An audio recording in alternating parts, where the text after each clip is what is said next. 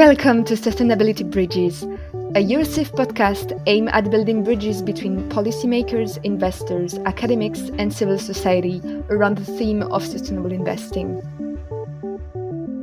Eurosif is the leading pan-European association promoting sustainable finance and sustainable investing at the European level. In this podcast, the Executive Director of Eurosif will invite distinguished guests for a 30-minute conversation on current events shaping the sustainable investing community.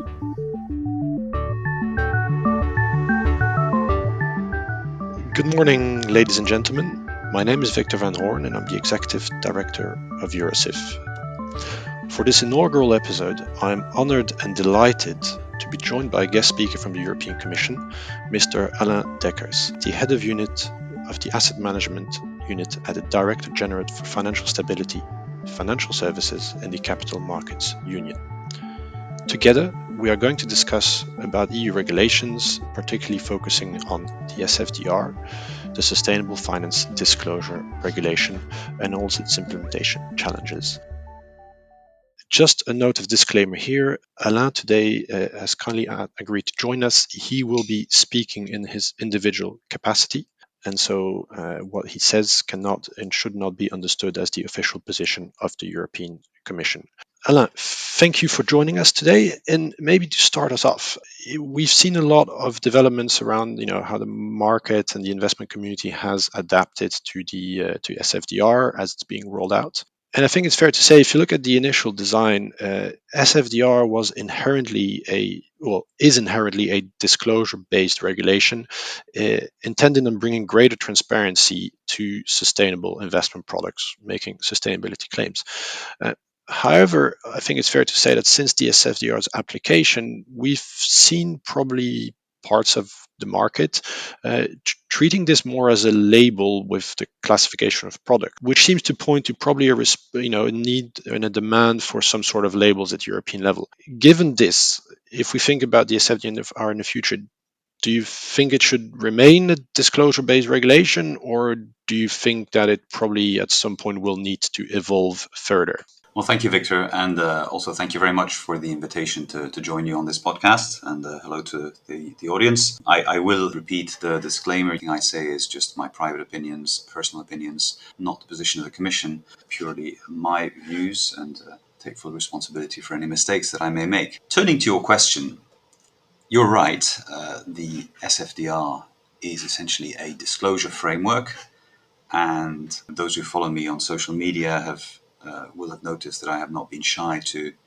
warn against the use, or one might even say abuse, of SFDR as a de facto labeling scheme, which it was not intended to be and should not be used as. Now, having said that, I also understand the need that the industry has for a practical way and clear way of communicating with the market, with their clients, about the sustainability performance of their products.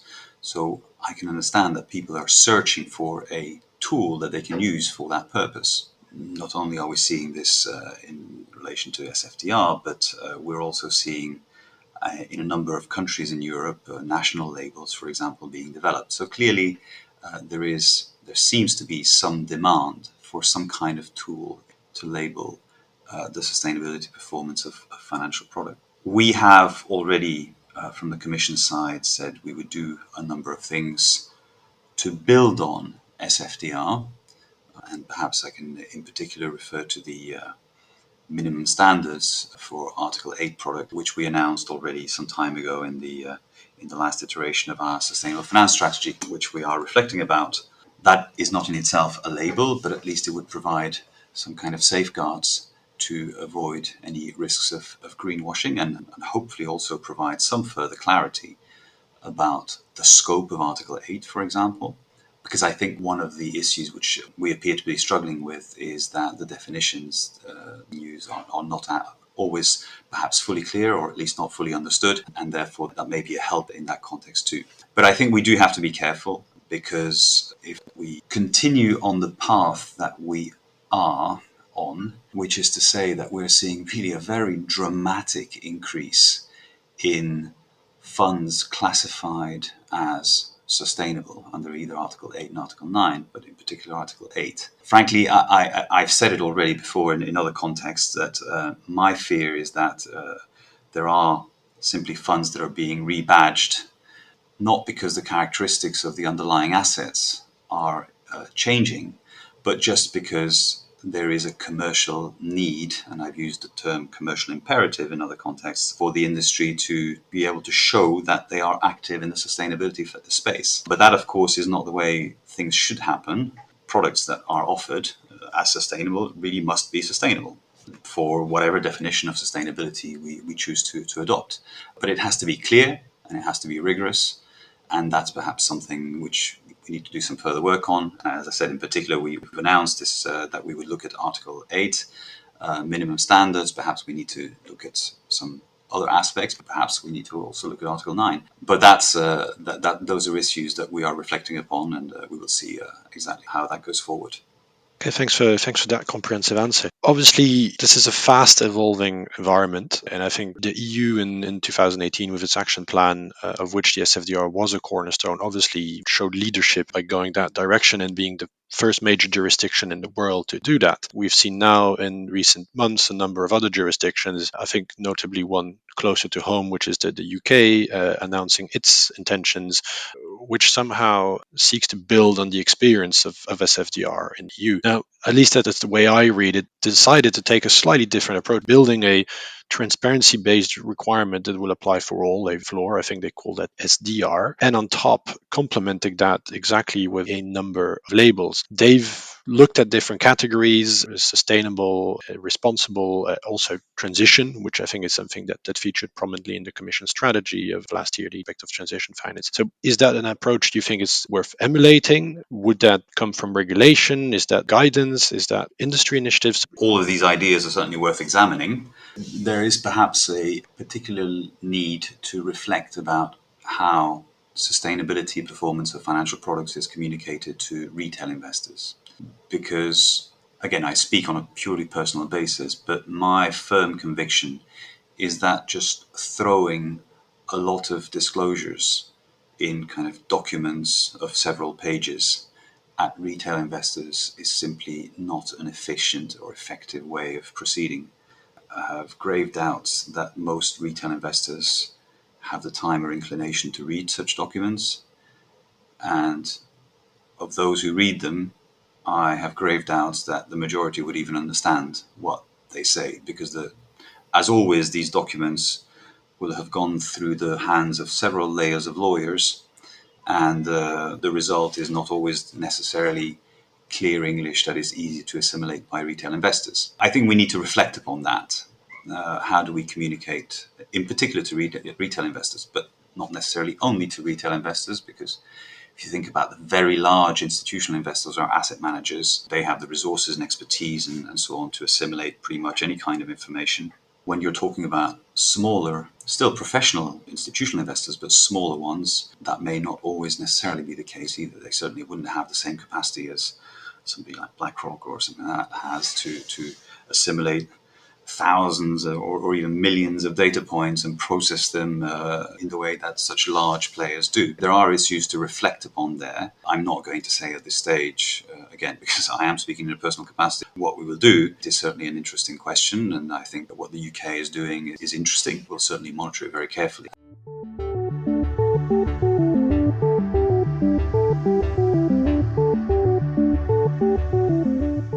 If you look at SFDR, there's a clear link also. I think some of the provisions meant exactly to bolster that advice and availability of sustainable finance in sustainable investing products to retail investors, namely the amendments to MiFID, which are seeking to identify the sustainability preferences of those investors, or at least form a framework for those investors to be able to articulate those. Very much the feedback we get is that this is quite data intensive pieces of regulation to operate properly and accurately. And the result in practice is that quite a few financial institutions will, to a varying degrees, have to rely for some or all of their data points on third-party data providers or data vendors. And therefore, those actors are going to play a critical role in the rollout and effective operation of the sustainable finance agenda in the EU. How central is their role to the success of SFDR? And then obviously the second question is, should they then themselves be subject to some form of regulatory oversight or quality standards? Before I turn to answering your question directly, I would like to recall that, of course, there are a number of things we have done from the Commission side to try to ensure that the data is available in two senses. One, that it is of high quality, and two, that it's easy to find and use.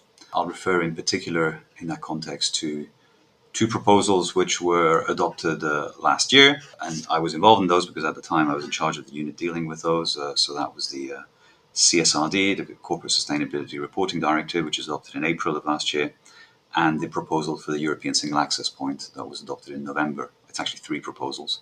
Those address the two aspects that I refer to. CSRD deals mainly with the quality of the information, so is it comparable, relevant, reliable, etc. And the SAP deals with the sort of accessibility, both in terms of the format in which the information is available and moving increasingly to digital reporting, but also making sure that it's easy to find so that you don't have to go chasing around thousands of different websites of companies around Europe to try and find this information. You have a single point where you can go and obtain this information. And clearly this data has an important public good dimension, which is why we have structured the proposal in the way that we have, and asking ESMA to take charge of implementing the European Single Access.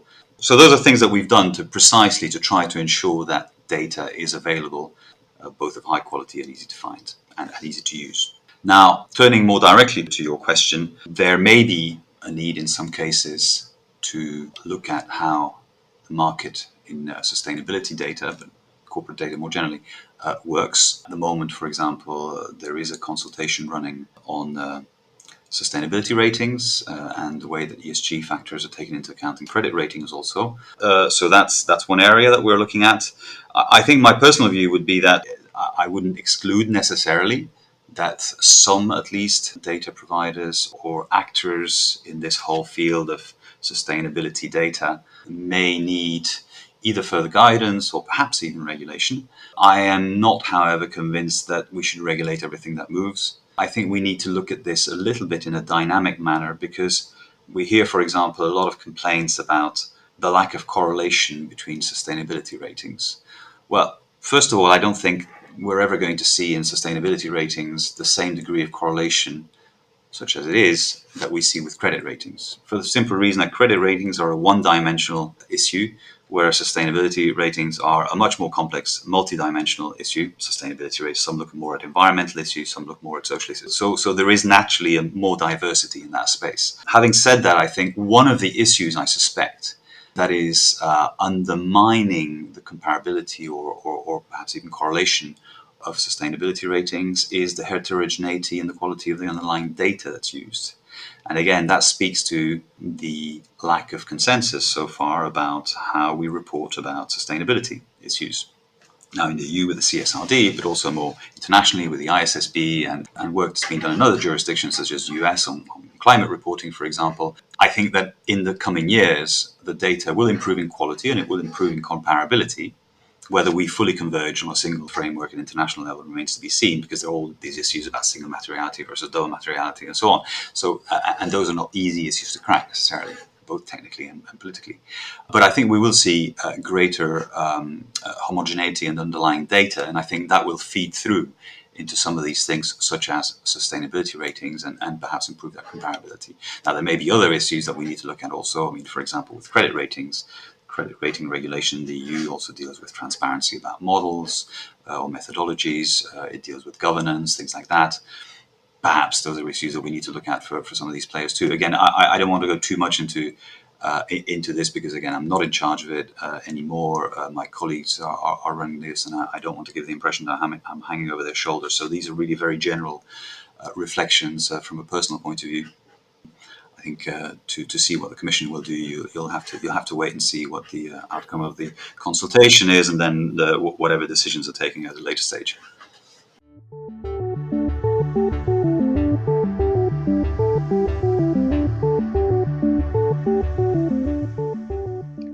I'm sure that our audience will be eagerly awaiting those developments and then following that very closely.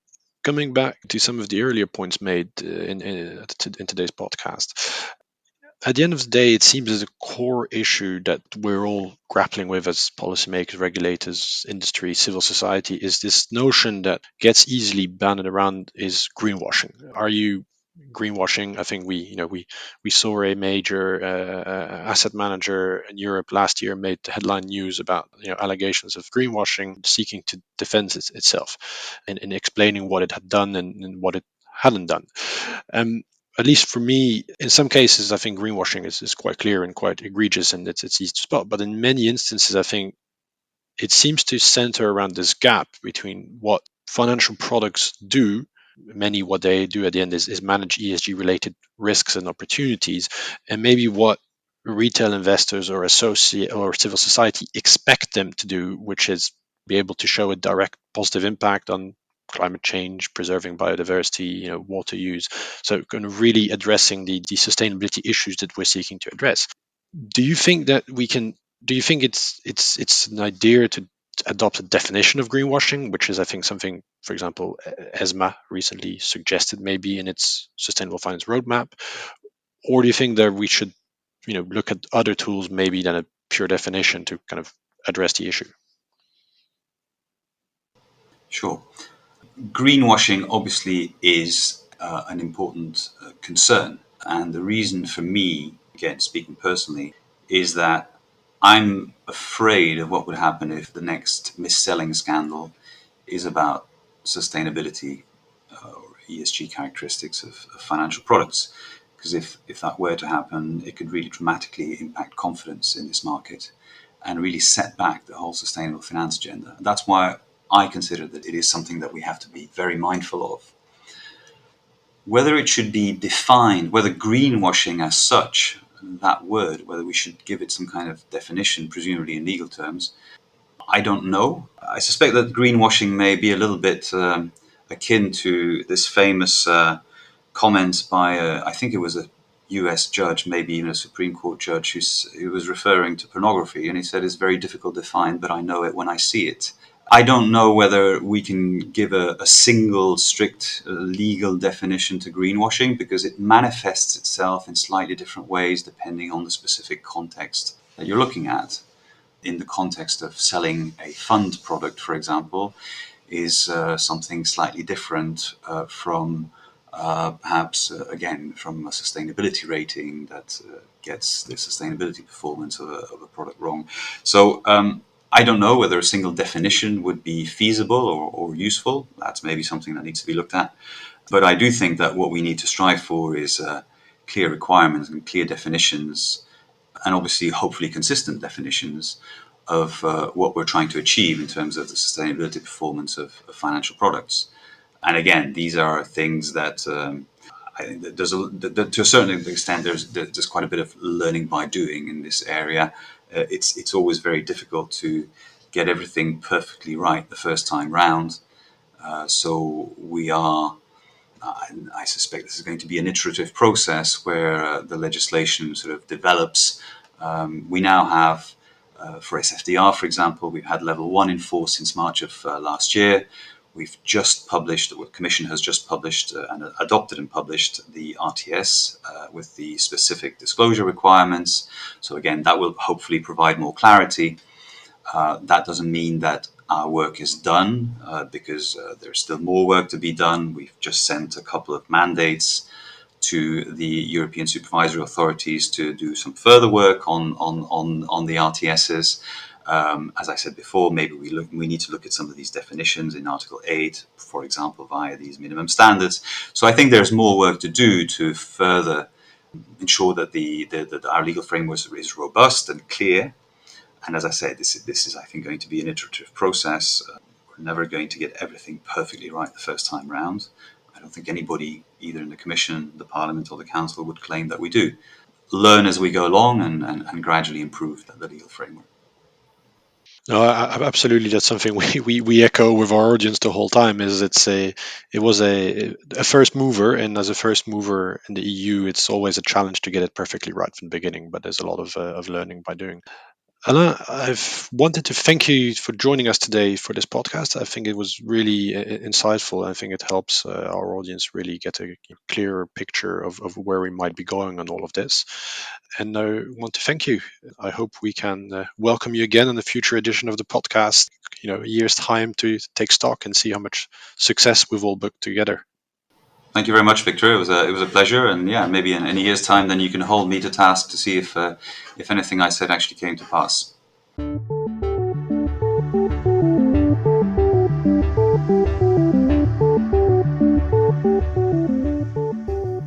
It brings us to the end of this insightful conversation and the end of today's episode. Thank you very much for listening. Do not hesitate to like, follow and share this episode of Sustainability Bridges. Eurosif will continue in the next episode to bridge the gap between the policymaking and the practice of sustainable investing with the help of distinguished guests. In the meantime, please visit our website and follow us on social media to stay tuned. See you next time for a new episode of Sustainability Bridges.